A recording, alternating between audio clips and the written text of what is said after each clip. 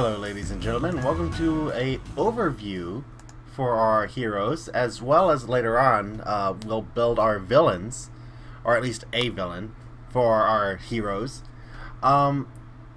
This is going to be a lot less structured than the previous videos because there's a lot of stuff that, I have to just come up on the fly. But there is one little rules thing that we need to take care of real quick. Thank you to Under Chromie for pointing out that that Cassandra, for her close quarters combatant archetype, one of her abilities needs to use close quarters combat. And I guess I read that and completely forgot it. So we're gonna give that to Precise Strike because it gives it a higher die and everything. Close quarters combat. There we go. That's fixed. We can get rid of that little highlight note there. Cool. Right, now we can actually look at all of our heroes and kind of see how they all fit well with each other. So, we started off with Cassandra before, but I think we want to go in the other way around. Let's go with Michael here, because he's the least developed.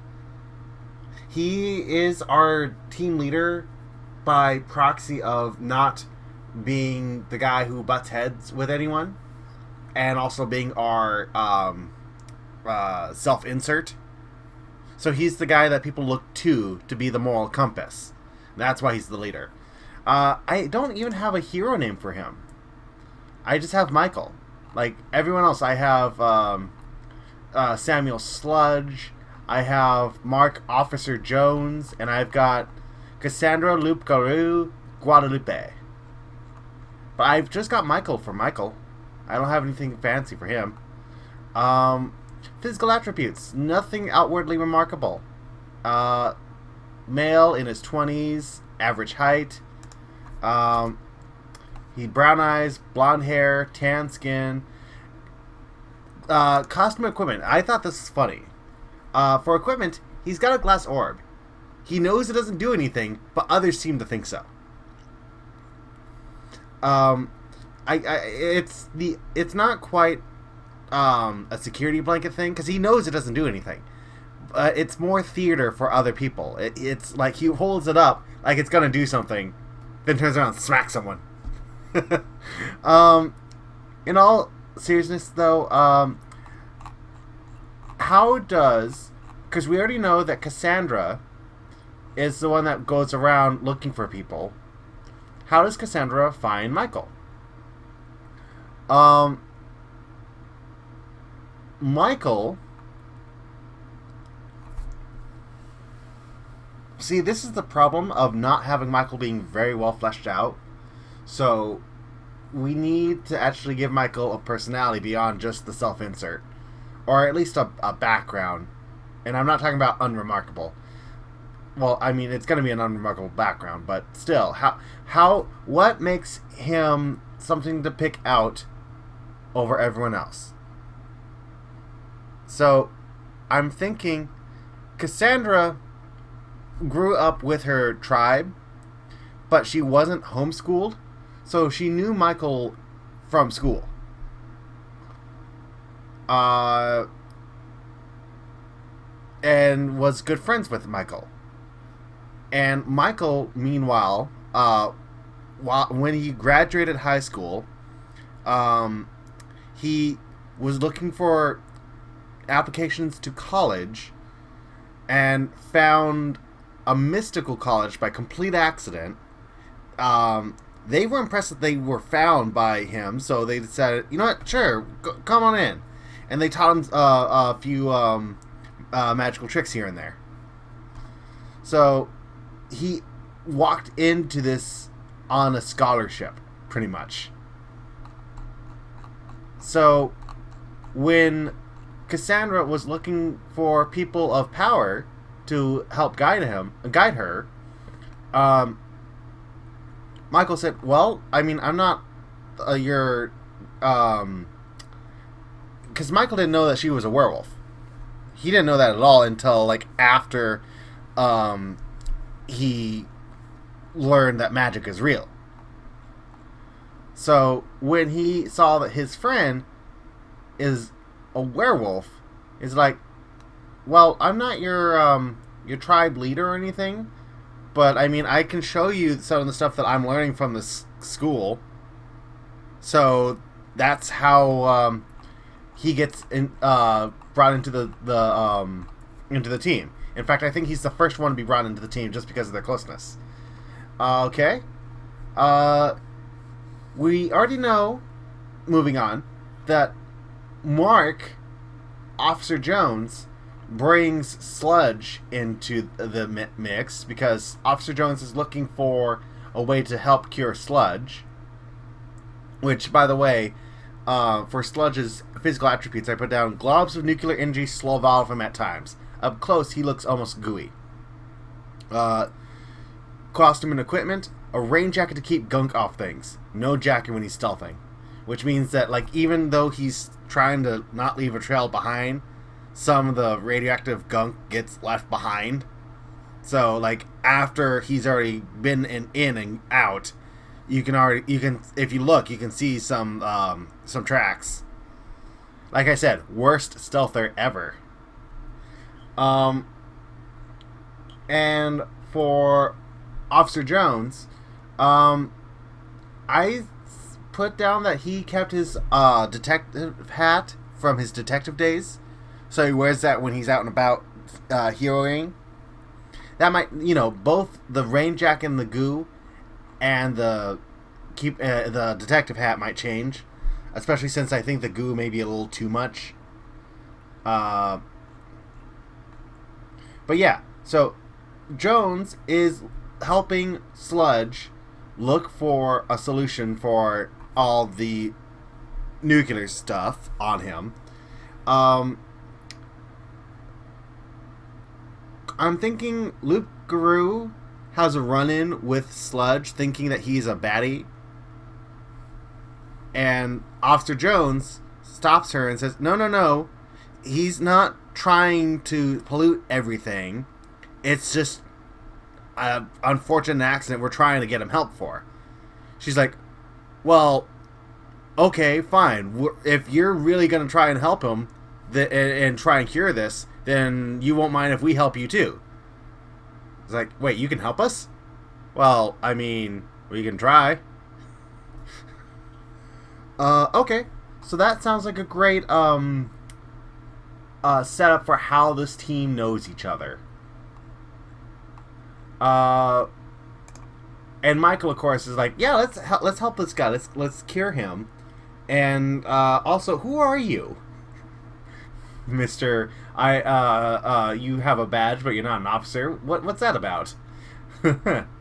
Right. We are going to insert a new page here because we need to work on some villains. Now, I've put my dice away because for villains, you don't roll randomly. You pick from a list. I guess the closest equivalent to a character creation, it's the constructed method for the villains. There is no guided method. So I'm here. I've got the PDF page for their approaches, and we've got a bit of a list. I think there's 18 instead of 20. We've got adaptive, ancient, bully, creator, dampening, disruptive, focused, generalist, leech, mastermind, ninja, overpowered, prideful, relentless, skilled, specialized, tactician, and overpowered. So, what's a good villain for a werewolf, a mage, a pollution monster, and a retired dirty cop? I'm thinking, I don't want to just say, Chairman Pike, because that's just, the obvious answer if we want to stick into the Sentinels of the Multiverse lore. But I want to kind of set even though we're using the Sentinels of the Multiverse, I want to set my lore apart from it, where it could exist in that world, but it's not, it could exist independent of that world as well. So, I'm thinking someone similar to Chairman Pike, where he owns an energy plant. You know what? He owns the energy plant that pumped out the sludge that made sludge. Okay. So let's give this man a name. Theodore. No highlight. Okay, Theodore. Dougal. Theodore Dougal the Third, because why not? So I see Theodore being not that big of a threat on his own. He is influential for sure, but he's not. If you were to go, toe to toe with him, you'd probably beat him down pretty easily. So I'm thinking of giving him underpowered, or maybe skilled, because he's more on well, no, maybe not skilled, because skilled implies that he is producing when he's just owning the things. So prideful does fit quite well. Generalist is kind of the default, I think. But I think underpowered is the way to go here. Because I don't see him being the villain. He's just a villain. You know what I mean? So, I will meet you when I get to underpowered. Alright, here we are at underpowered. Underpowered villains probably shouldn't be fighting in the big leagues. They just don't realize it. While their powers aren't on the same scale as most other villains, they can still be a threat in the right situation. Alright, so we get powers and qualities. So, powers, qualities. For powers, we get a D8, a D6, a D6, and a D6. And for qualities, we get a D10, a D8, a D6, and a D8 role-playing quality. There's also some suggestions here. For powers, we get elemental or energy powers and technological powers. So, right off the bat, we have to give him nuclear, because he nuclear and electricity, because he runs a power plant.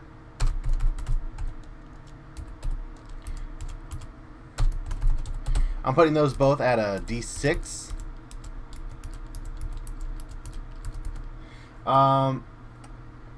We could give him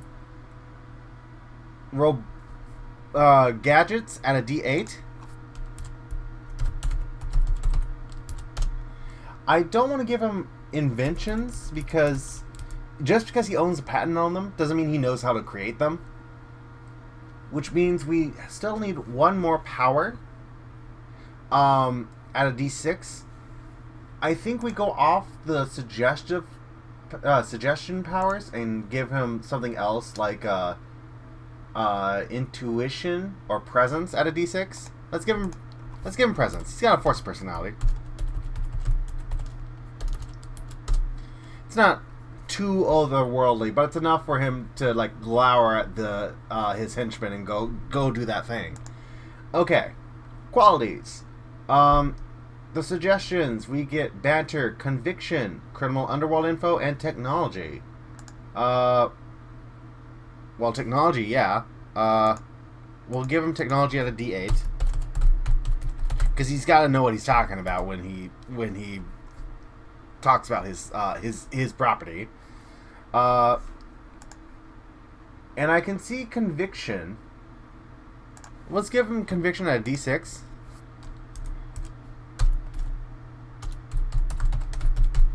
I don't know if... You know what? Yes, let's give him Criminal Underworld info at a D10. No, you know what? Let's put Criminal Underworld info at a D6 and put Conviction at D10. Criminal Underworld info. As for his role-playing quality, well, the man's loaded. So...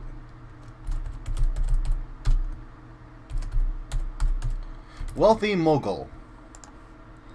And surprisingly, I spelled mogul right. Okay, great. Our health starts at 10. It will go up as we go on further steps, but the health starts off at 10. Abilities. We get 3 abilities, all using different powers and qualities. So, we don't... villains don't have them in green, yellow, and red. They're just abilities. He can use all the abilities at any point. He does have a status, but it also works differently. I'll get to that when we get to the next step. But for now, let's focus on what abilities he's got. Avoid the inevitable. Whenever you'd be reduced to 0 or fewer health, prevent the damage and reduce all your power dice by 1 size. If this reduces any dice below a D4, you're knocked out.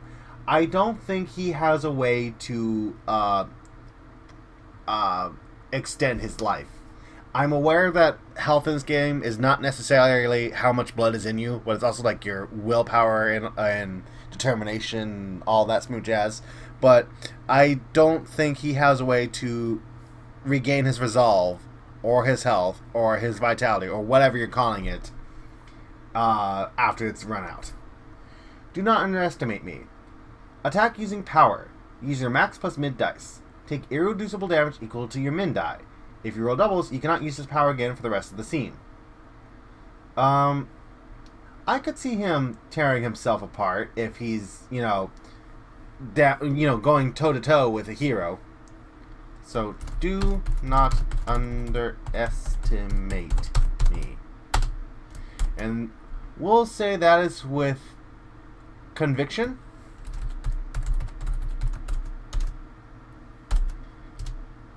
What else we got? I can do anything. Boost using a quality. Use your max die. Hinder using your mid die. Attack using your min die. Yeah, that... I can do anything with gadgets.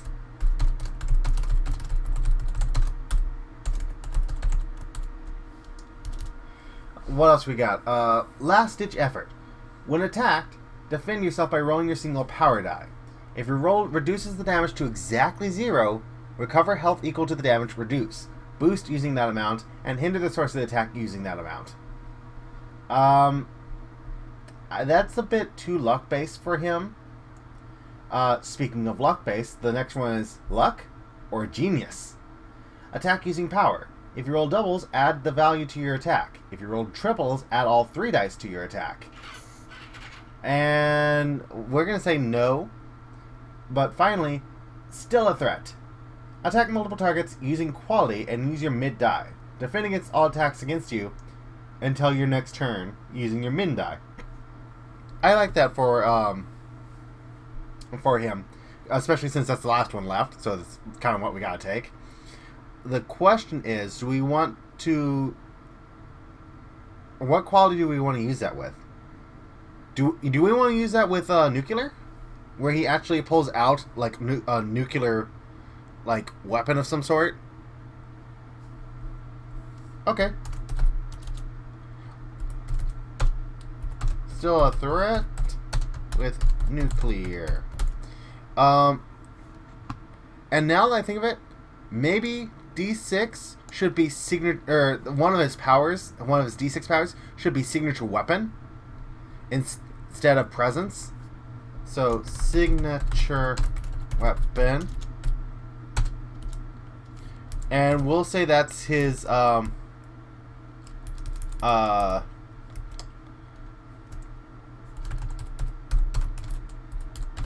energy coil gun.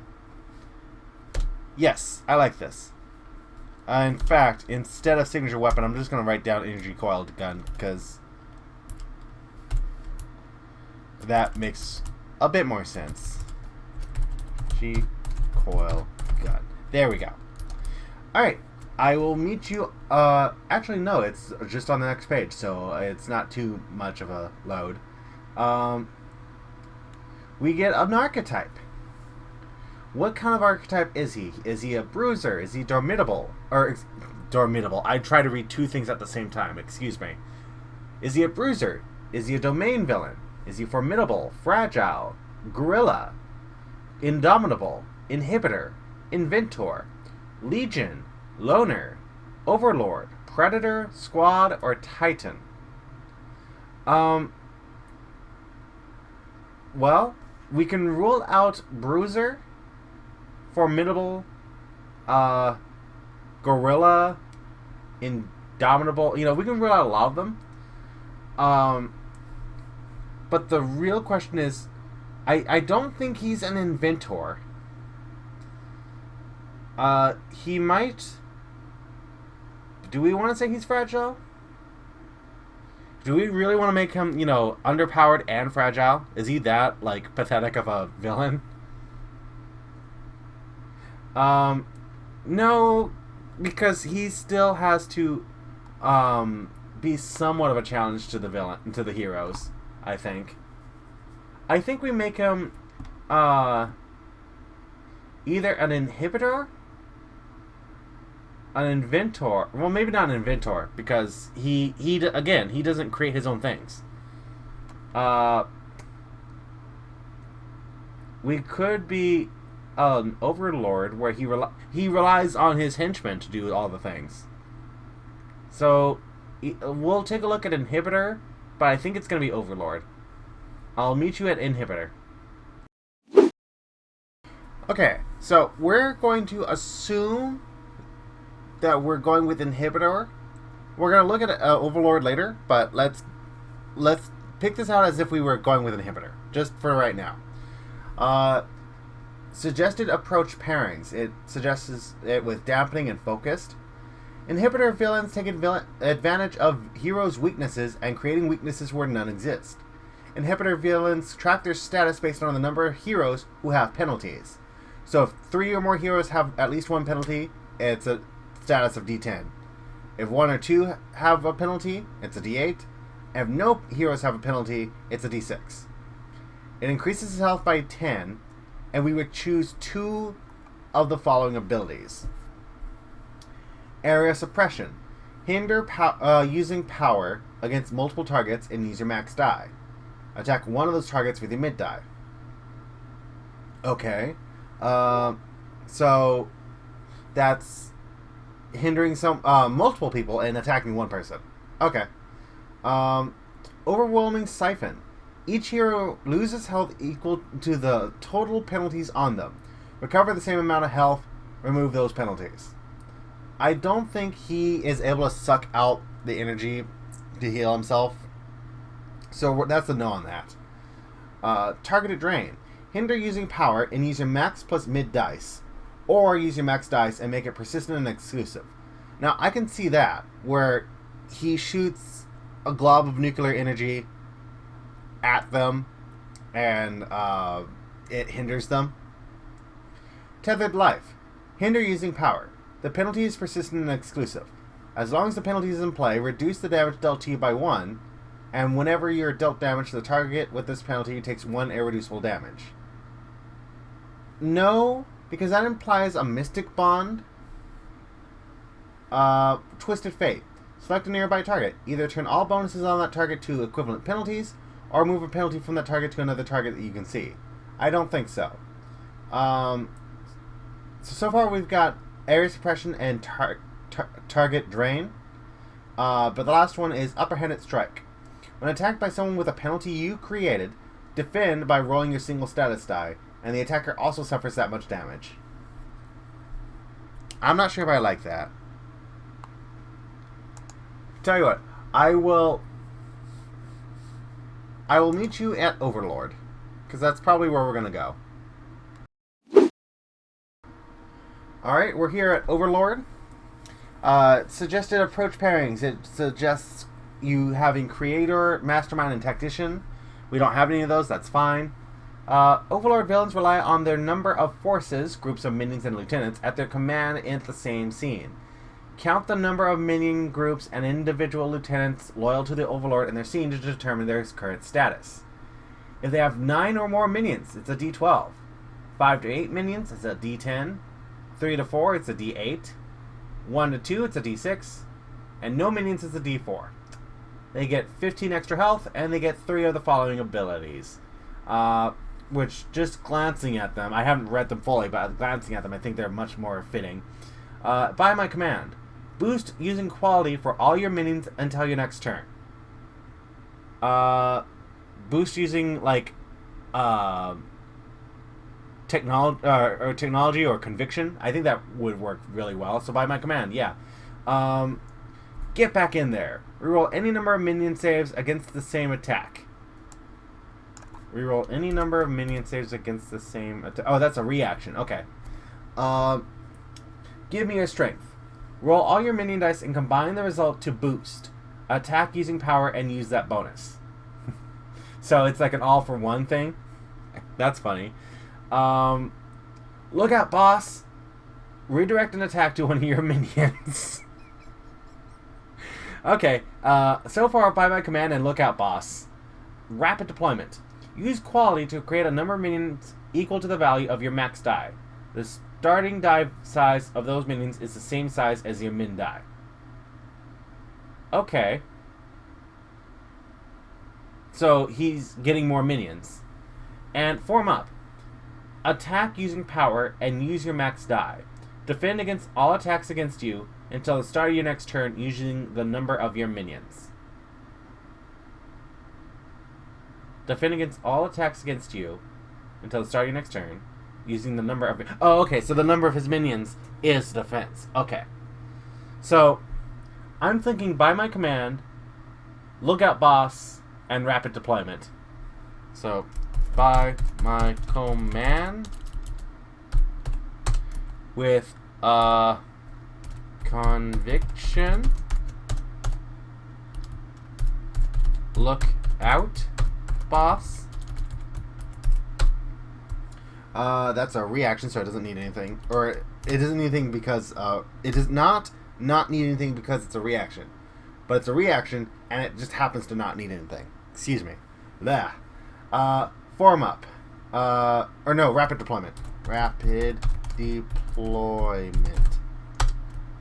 Using criminal underworld info.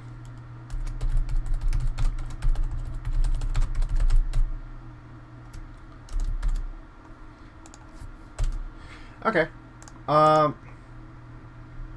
The next 2 steps are optional, but if you take one, you gotta take the other. So let's take a look at them real quick to see if... oh, I almost forgot to increase Theodore's health. Mr. Dugal, excuse me. He gets 10 more health, so he's at 20 health. Right. Let's take a look at the... I think they're upgrades? And indeed, they are upgrades. Let's see here. The first one is Mook Squad, and the second one is Hardier Minions. Which I think fits well for him since he relies on his employees. Mook Squad, health plus 0. If your villain has a set of signature minions, like Baron Blade has his Blade Battalion, you can give them this upgrade to represent a never-ending flow of minions at their beck and call. This is especially useful in scenes where a villain is confronted in their own lair. Choose a set of minions that appear in the scene with the villain. Give the villain this ability. Alert. Replenish the villain's minion squad up to the number of heroes. I don't think... Because rapid deployment already brings in more... it already brings in more minions. I don't think we need Mook Squad. Hardier Minions. If the villain is known to have particularly deadly or resilient health, You can give them this upgrade to allow the villain to improve their minions when needed. Empower minions. Choose one group of minions in the scene. Upgrade all their dice by one size. To a maximum of D12, obviously. Does he have a way to increase their resolve?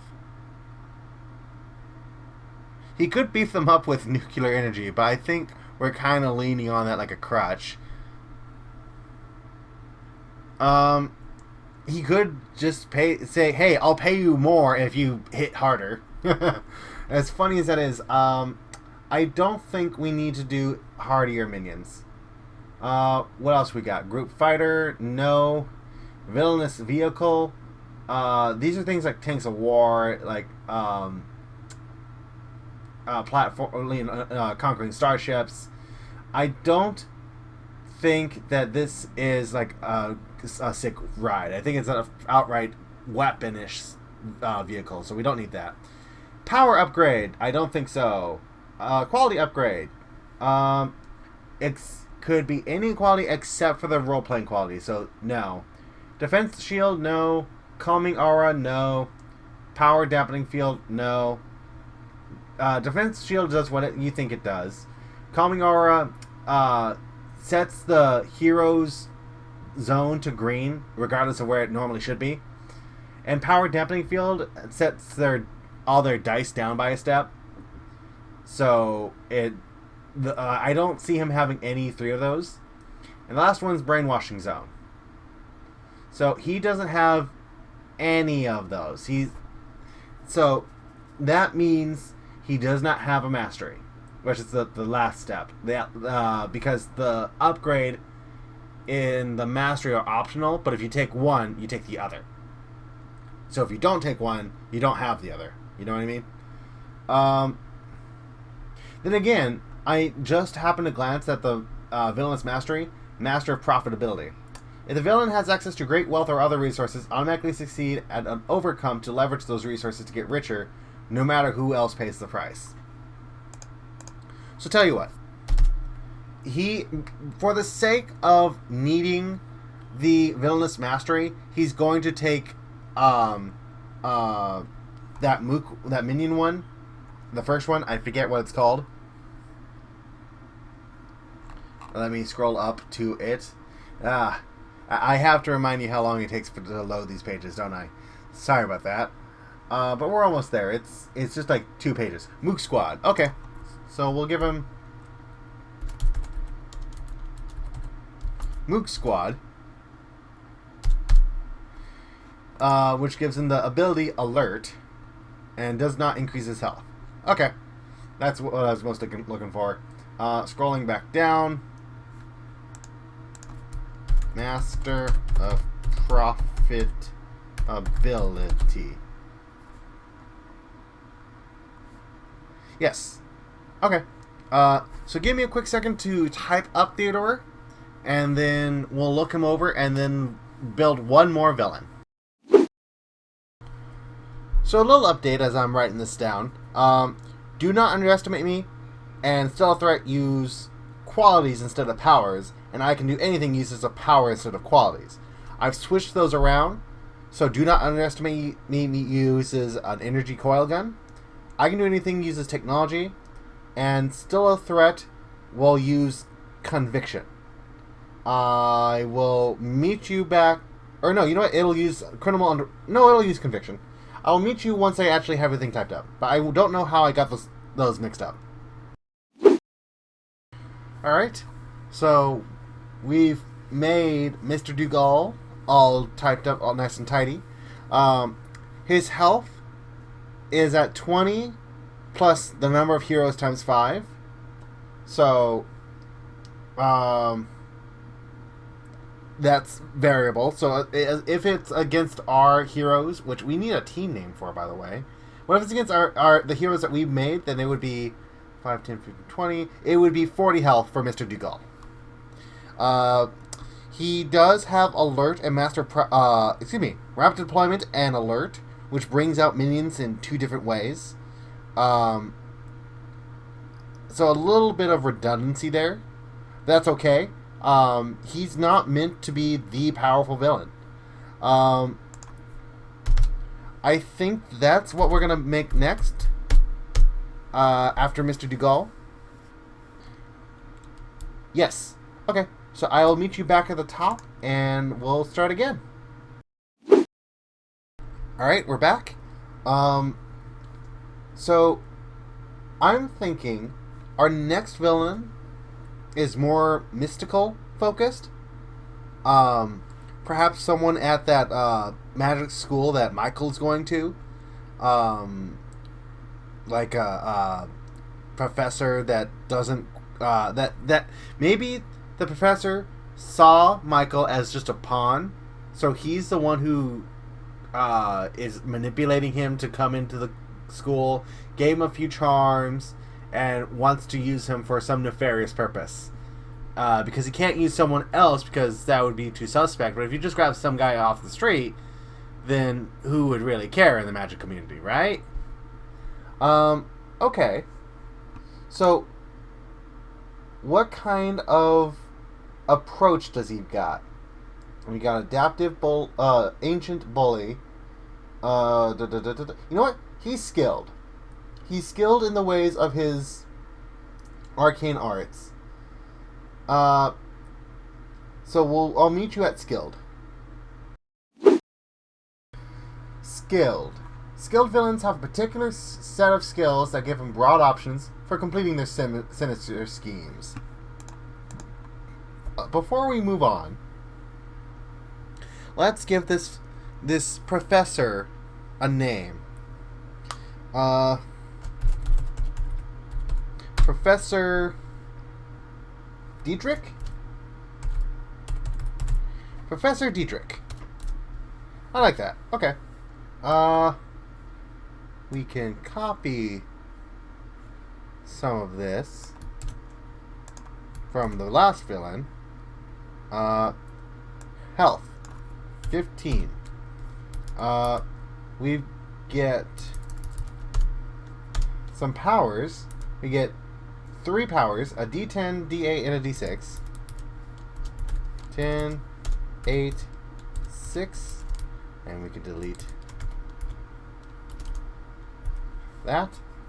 And we get 1, 2, 3, 4, 5, and a role-playing quality. We get 6 qualities. Woohoo! We need to actually delete the qualities without deleting the everything else.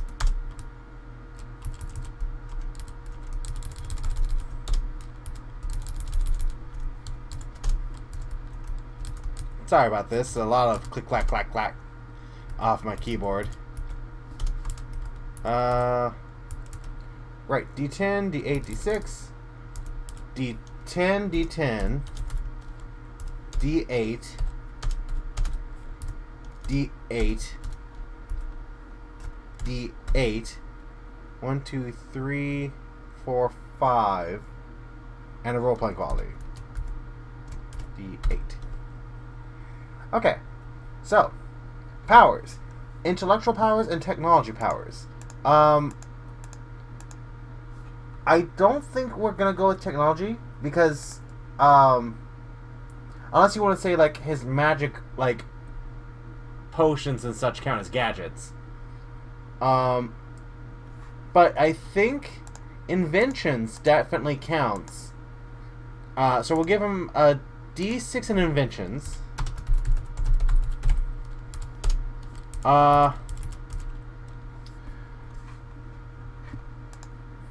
For his arcane abilities, we'll give him Infernal. A D8 in Infernal.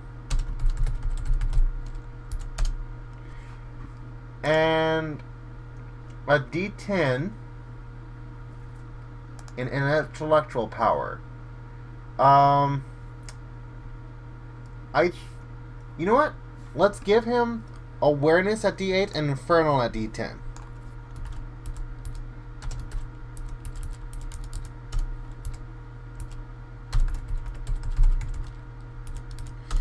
Okay.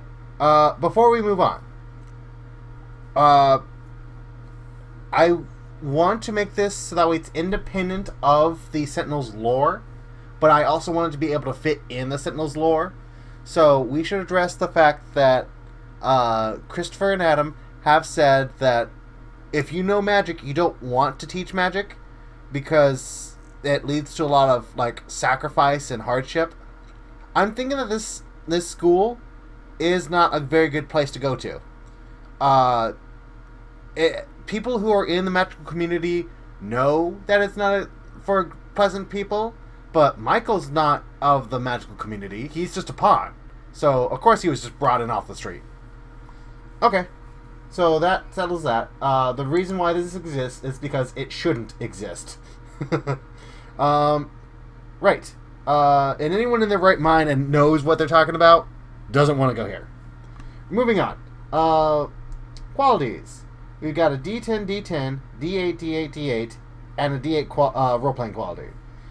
Suggesting for mental and physical qualities. 1, 2, 3, 4, 5. 1, 2, 3, 4, 5.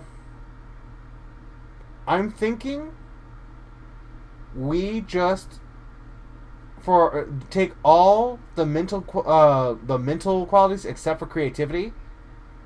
We ignore the physical qualities, and we take persuasion. Persuasion's definitely got to be up top. Persuasion at a D10. Alertness at another D10. Alertness. Conviction, investigation, self-discipline, all D8s. Conviction.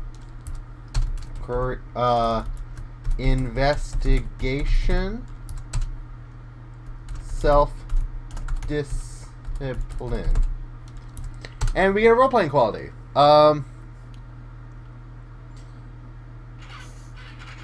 So I want to give him something like,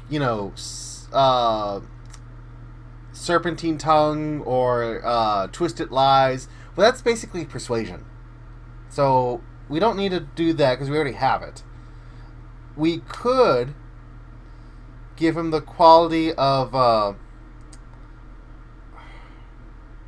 not magical lore, because that exists. It's called magical lore. You know what? Speaking of magical lore, we have to we will get rid of investigation for magical lore. I'm glad I noticed that. That would have been a little embarrassing to have a professor who doesn't know magical lore. And in fact, I will also bump it up to a D10 and bump the alertness down to D8. Magical lore. Alertness. Okay, so back to our role-playing quality.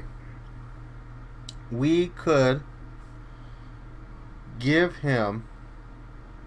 Oh, I'm sorry, I keep backtracking, but instead of inventions, signature weapon, his wand.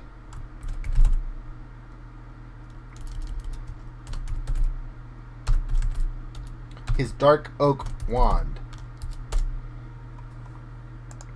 Okay. I swear, we're going to focus on his role-playing quality now.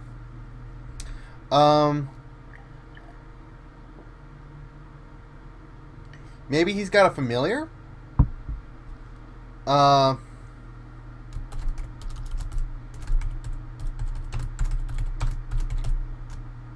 gnarled brow owl. I like that. Because it's not quite alliteration, but it's close enough for me. Okay. We get 15 health. I already put that down. Now that we are on to the next step, we get 2 of the following abilities. We get Best in the Biz, Hinder using power, use your min die. Boost yourself using your max die. I like that already. Dodge and weave. When attacked, defend yourself by rolling your single quality die. Deal that much damage to another target. Consistently capable. Whenever you gain a penalty, reduce the size of that penalty by 1. That's a nice one, but I don't think we want to waste one of our picks for that. Flexible expertise. Take any basic action using your max die. Recover health using your mid die. Incomparable inequity. Hinder using quality and use your max plus mid die. This penalty is persistent and exclusive. And misdirection. Hinder multiple targets using quality and use your max die. If you roll doubles, also attack each target with your mid die.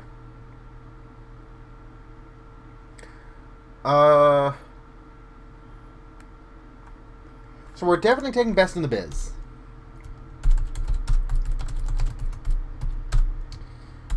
Using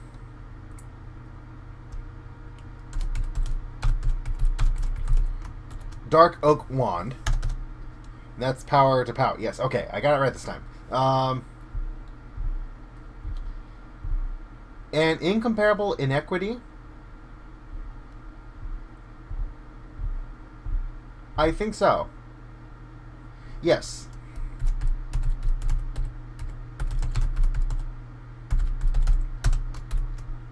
Now, which quality to use that with? I'm thinking magical lore. Okay. I will meet you on the next step.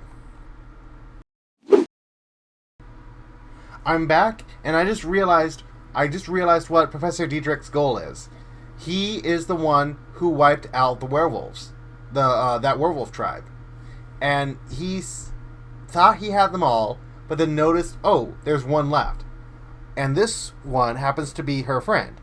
Okay, let's bring him in, give him a few charms, and bribe him to bring her closer to me, so that way I can just kill her. Okay, that works. Right, we're at villain archetypes, though. What kind of archetype is he? Bruiser, Domain, Formidable, Fragile, Gorilla, Indomitable, Inventor, and Inhibitor, Legion, Loner, Overlord, Predator, Squad, and Titan. I think... Well, Bruiser implies that he's a melee combatant, but let's check it out and see if we can't, like, twist into a little bit more rangy. More damage they take, the scarier they become. Similar to heroes, Bruiser. I'm mostly just looking at their abilities right now, real quick. No, I don't think Bruiser is quite right. Okay. So then, the Predator then. You know what? Predator is the better fit. I should have led with that. Okay, I'll meet you down at Predator. Alright, and we're here at Predator. Suggested approach pairings that suggests Leech, Relentless, and Specialized, which, hey, we actually fit. Masters of traps and ambushes and assassinations, Predator villains stalk their opponents and attempt to engage them one-on-one. Predator villains track their stats based on the number of heroes they're engaged with. Status, 0 to 1 engaged opponents, 10, a D10. 2 to 3 engaged opponents, D8. And 4 or more engaged opponents, a D6. Okay, so let's write this down. 0 to 1 opponents, D10. 2 to 3 opponents, D8. 4 more opponents, D6. We get 15 more health, so that brings it up to 30. And we get 2 abilities. We get Surprise Trap. When attacked, roll your single status die, hinder the attack using that result, and deal damage to the attacker equal to that penalty. Hazardous terrain. Hinder multiple targets using power. Use your max die. Attack any target that gains a penalty this way that already once had a penalty from you, using your mid plus min dice. I like hazardous terrain, but I'm not quite sold on it just yet. Hidden Hunter. Double any bonuses or penalties of your choice involved with taking an action against a target that is unaware of your presence or distracted from remembering that you're still around. Okay, and that's an inherent, so that just happens automatically. I like that when, especially considering how he's supposed to be like a behind the scenes villain. So, Hidden Hunter, and it doesn't require a power quality. Hunt the weak. Attack using quality. Use your max die. If the target has a penalty you created or is in the red zone, use your max plus mid die instead. I like that. An actual, like, he attacks power. That's probably the one we're going to take, but let's read the other ones just in case. Stealth approach. Boost yourself using quality. Use your max die. The bonus is persistent and exclusive. Defend using your mid die against all attacks until the start of your next turn. And finally, track my prey. Hinder using power. Use your max die. That penalty lasts until your next turn. And while the penalty lasts, the hero cannot use reactions and cannot benefit from defend actions. Okay, so it's going to be Hunt the Weak. Using a quality. Magical Lore. Making sure that still fits. Yes.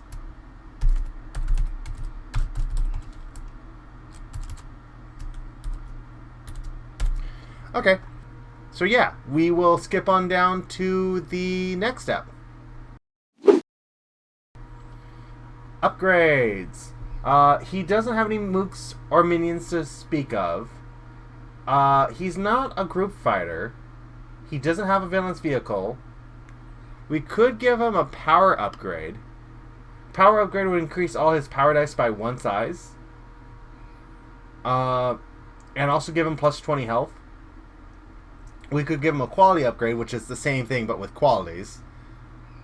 I'm thinking if we give him an upgrade, it would be with his qualities rather than his powers. So I'm kind of sold on a quality upgrade for now. I like the idea of the brainwashing field, but I think that is more of a brainwashing zone. Excuse me. But I think that's more of a I'm not really brainwashing you. I'm just not telling you all the information you need to know, kind of a thing. But it would make sense for Michael to be brainwashed at some point into. But I don't think he's doing that just yet. I think that would be a later issue, not their first villain revealed encounter. So I'm thinking a quality upgrade if we have a mastery. So let's take a look at masteries. Assuming I can scroll down. There we go. Now I should probably actually read the masteries here. Master of Annihilation. If the villain can cause massive collateral damage without regard for casualties, automatically succeed at an overcome with the show of overwhelming force can solve a problem. Master Behind the Curtain. As long as the villain is not directly involved in the fray and is using their influence indirectly, automatically succeed in an overcome to manipulate the situation. I like Master Behind the Curtain. I also see a little bit further down Master of Mysticism. If the villain has proper access to materials, automatically succeed and overcome in a situation involving harnessing magical forces. So it's a tie between Mastery of Mysticism and Master Behind the Curtain. I'm thinking we give him Master of Mysticism to make Behind the Curtain not because I think he's influencing Michael, but he's not influencing anyone else really. He's beyond just telling him, "Hey, can you not tell him this right now?" Okay, so Master of Mysticism. Excuse me, that's my Discord. I apologize for that. So, improved quality, is it improved quality or? Okay, hang on. One thing at a time. Master of Mysticism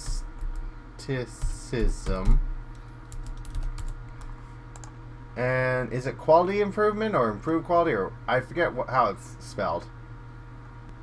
Quality upgrade. Okay, so I will be back. I'm going to type all this up, and then we will do an overview of both our villains, and we'll call this the episode.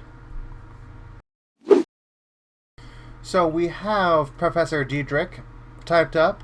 He only has one real attack, which is Hunt the Weak, but that's okay. He only really needs one special attack, because he can always just do a basic attack if he really needs to hit someone in some other way. But he is kind of a coward, where he won't go after them like en masse, unless he's got a huge advantage, which begs the question of how did he kill an entire werewolf tribe if he's a coward? I'm thinking he like cursed their Karen or something to like be an infernal bomb once he found out where it was, and the only reason why Cassandra wasn't there was because she skipped out on it to do like teenage things, and she feels guilty for not being there because she thinks she could have prevented everyone dying. I love this drama that's just like, and this all came from just realizing he only has one attack. Everything else is hinder. Well, no, still threats also, or no, that's Theodore. Theodore is more of an attacker than Professor Diedrich is. Right. That is all for today. And that is going to be the end of what I'm calling this season. Unless something pops up and I need to make a little update for this season. But yeah, if you want to see more of this, let me know. For now, that's the heroes of... Oh, we need to give this hero name, this hero group a name. We could just call... I don't want to call them just the Misfits, because that's too generic. The Mutts. I like that. The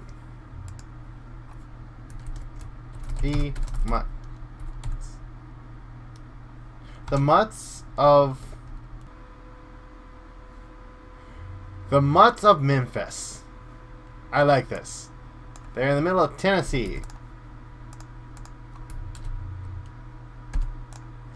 Okay. So, well, not the middle of Tennessee. They're like on the border of Tennessee and Arkansas, and they're in the middle of Tennessee. Right. I will see you guys later with a new season once I get a few new tricks. But this has been the Mutts of Memphis. I'll see you guys later. Bye-bye.